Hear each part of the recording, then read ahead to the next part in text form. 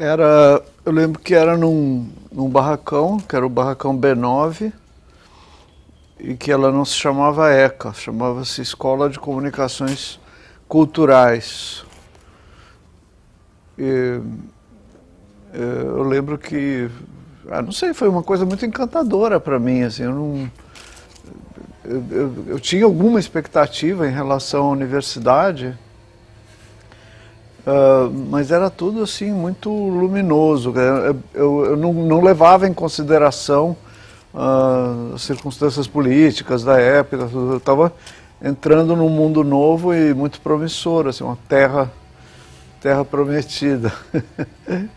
E a ECC, né, tinha, como tem até hoje, essa característica de ser uma escola de múltipla escolha, né? Você tinha um leque de opções muito grande, desde biblioteconomia, jornalismo, até artes plásticas, teatro, cinema. E eu sabia que eu queria alguma coisa dentro desse leque, assim, principalmente dentro da área de artes. E não sabia direito o que. Eu pensava em cinema ou teatro, assim.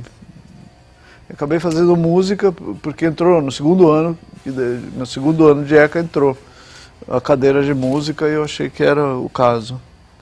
Depois eu fiz jornalismo, eu larguei música para trabalhar em jornalismo, né, fazendo ilustração para revistas. E eu tirei o meu registro profissional, quer dizer, tecnicamente eu nem precisava de um diploma. Eu voltei para a ECA porque eu tinha umas ambições aí de criar alguma coisa na área acadêmica em relação à minha área de atuação, que era ilustração. Mas foi autoilusão isso, assim, eu não levei esse plano adiante, nem terminei o curso também. Como eu te disse, eu me inscrevi no vestibular para a ECA porque ela tinha essa característica multifacetada. Eu queria fazer alguma coisa na área de artes e, em princípio, ia fazer FAO, ia tentar a FAO, que era o que as pessoas tentavam, né? As pessoas que tinham algum tipo de trabalho ou de expressão na área artística, quando pensavam em profissão, iam para a FAO. E eu pensei nisso, vou tentar a FAO, mas antes de fazer o cursinho eu resolvi tentar a ECA, porque a ECA também tinha, aliás, tinha mais claramente o que eu buscava, né? Eu não sei, a ECA era vista, comunicações era visto naquela época como uma novidade, assim, no cenário universitário. Mais tarde, já cursando a ECA, eu vim a perceber também uma crítica de esquerda, assim, uma crítica do ponto de vista da esquerda em relação à ECA, sobre a oportunidade da criação de uma escola de comunicações no contexto da ditadura daquela época e tudo. Mas para mim, na época, não era muito claro isso, não. Eu tinha uma noção, né, de que estávamos vivendo uma ditadura, e eu tinha também uma noção em relação ao que estava acontecendo no país, mas não era nada muito claro, nem muito nítido, assim, não. A ECA era uma escola no campo do liberalismo, assim, tomando a Poli, por exemplo, como uma escola no campo do conservadorismo. Eu estou falando assim como percepção social, né? Tinha um ano básico, né? Nesse ano básico era para todas as escolhas, não importava qual fosse o seu objetivo, você fazia um ano básico. Eu achava isso muito interessante, eu gostei bastante. Aliás, eu fiz 2 vezes, porque eu tomei pau. Eu tomei pau não porque o curso fosse, as matérias ou os professores fossem ruins, porque eu sou uma péssima estudante, eu sempre fui uma péssima estudante mesmo. As minhas notas sempre tiveram assim no limite, especialmente, sei lá, matemática, física, essas coisas assim, né? eu tinha boas notas em português, história, essas coisas assim. E na ECA não foi muito diferente. Assim, o que dependia de leituras, de aprofundamentos, assim, eu fiquei devendo. Então, foi isso. Eu tomei pau no primeiro ano, fiz filo de novo, e aí foi aí que entrou cadeira de música, e eu resolvi ir por essa área. Mas o curso básico era muito interessante. Tinha uma espécie de matérias adaptadas ao contexto da comunicação. Eu lembro que o Egon Schaden disse que é da antropologia, que ele não sabia o que era antropologia da comunicação, que era o nome da matéria, né? Ele falou, eu vou dar antropologia, princípios de antropologia. Egon Schaden, uma figura de primeiríssimo time mundial, assim, na antropologia, né? Outros professores acho que tentavam fazer umas adaptações. O Lisânias não, esqueci o nome dele, dava história. Eu tinha Maria Scuderi, que dava aula de História da Arte, que eram maravilhosas as aulas dela. E tinha o Dino Preti, que dava eu esqueci o nome da matéria, mas era uma matéria prática já. Ele dava algumas noções básicas sobre... não era linguística, ou era linguística, eu não sei, mas ele partia para a prática já. Ele propunha um trabalho e o curso dele era a elaboração desse trabalho. Então ele propunha que se pegasse dentro do universo das crônicas ou dos contos curtos, ele propunha assim, um ponto de partida literário e a construção de uma dramatização ou de uma versão para uma outra mídia. Então os grupos, a sala se dividia em grupos e que trabalhavam aqueles textos em termos de adaptações para rádio, ou para TV, ou para cinema, ou para teatro. E eu achei encantador isso. Foi uma das matérias mais legais que eu fiz aqui. Fiz 2 vezes, inclusive.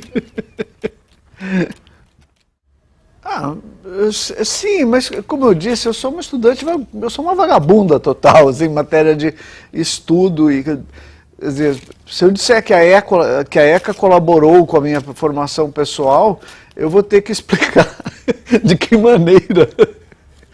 E eu não saberia dizer, sabe? Eu lembro que as leituras indicadas para as matérias, Saussure, Humberto Eco, eu não lia nada disso, eu lia a orelha dos negócios e eu sempre tive muita dificuldade com estudo e com esses aprofundamentos assim.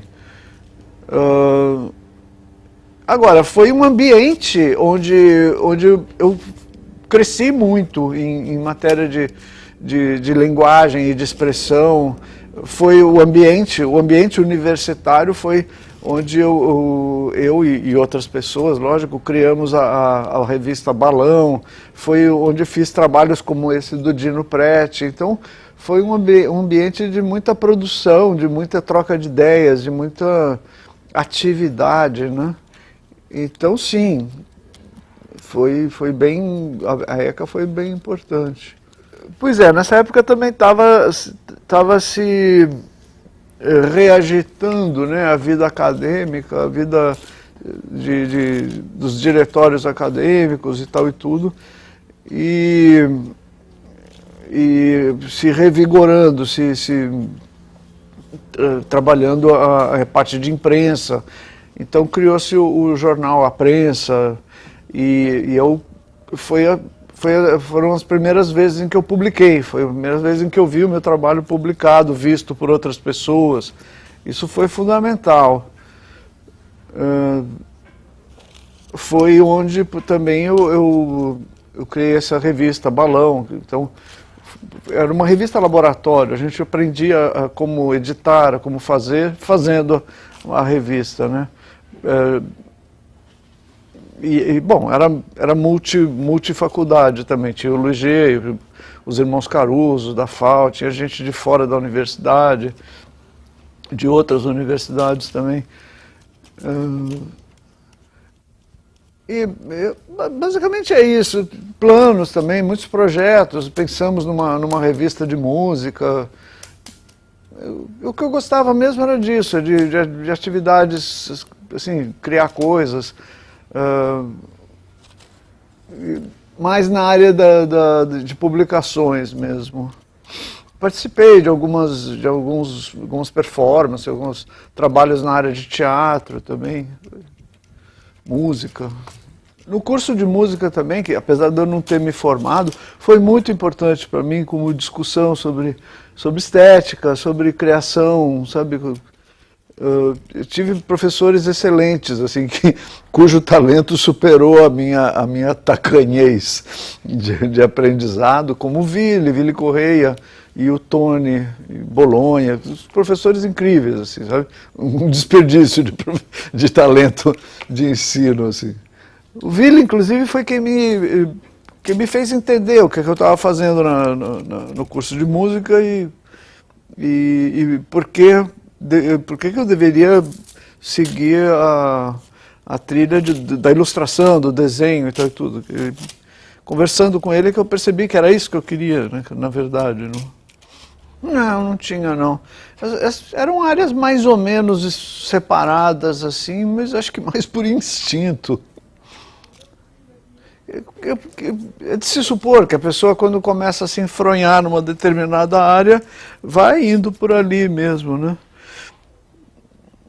Eu não sei, eu fazia parte de uma ideia de trabalho acadêmico, assim, junto com o centro acadêmico e tal e tudo, que era agregadora, congregadora, assim. Então a gente estimulava, por exemplo, a revitalização da atlética, a gente procurava criar momentos de atividade cultural que envolvessem todo mundo, toda a escola, ou mesmo outras escolas também, como os domingos no parque, shows, palestras e tal. Essas eram ideias assim que reuniam ou diziam respeito a todo mundo, né? Assim. Na nossa área de música existia bastante atividade que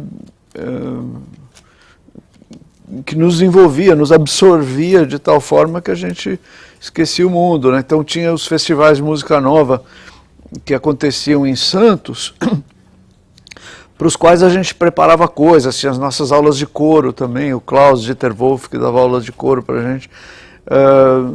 Então tinha muita atividade, tinha coisas até na área de construir o departamento mesmo. Eu lembro que eu fui falar com o Roberto de Regina, no Rio de Janeiro, porque tinha sido negociado, encomendado com ele, um cravo que ele construiu, o cravo que veio para a ECA também. É uma beleza de cravo, não sei se ainda está, deve estar, né?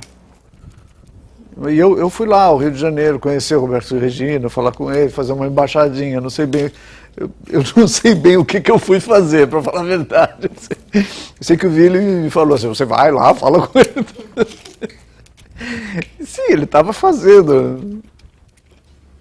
Acho que ele queria que eu conhecesse o Roberto de Regina, que é uma pessoa importantíssima, um luthier, um músico extraordinário e tal. E aí veio o cravo, todo mundo disse, tlém, estrear o cravo, tlém. Instrumento novo desafio o tempo inteiro, então tinha que dar lá toda hora. Eu acho que foi fazer o balão, que era, na verdade, uma atividade de várias escolas, várias pessoas, assim, extrapolava a ECA, né? Mas eu acho que a minha lembrança mais legal foi fazer os 2 anos em que eu e outras pessoas fizemos a revista Balão. Foi 72 e 73. Eu não sei, o Luiz G tem uma outra memória, assim, mas na minha memória foi uma semana de editoração que teve aqui em 72. E foi onde eu e o Luiz G começamos a conversar e trocando ideia, porque não tinha revista em lugar nenhum. Ilustradores e desenhistas jovens como a gente não tinham onde publicar. Era fechado mesmo, o mercado comprava coisas de fora e não tinha quase nada para artistas brasileiros. Então a gente resolveu fazer uma revista. O Luiz G meio que sabia como fazer isso, né? Ele tinha... e eu tinha vontade também. Ele tinha alguns conhecimentos técnicos também sobre gráfica, sobre sistema de offset e tudo. E a gente resolveu fazer isso. Então, vamos botar em prática. E o primeiro número foi assim, foi em 72, estava eu, o G, o Kiko, a Lúcia e o Fausto Macedo. Depois foram chegando mais pessoas, assim, tanto da ECA, quanto da FAO, quanto do Mackenzie, de fora, o Angeli, que não estava em faculdade, mas estava desenhando já. Então, foi um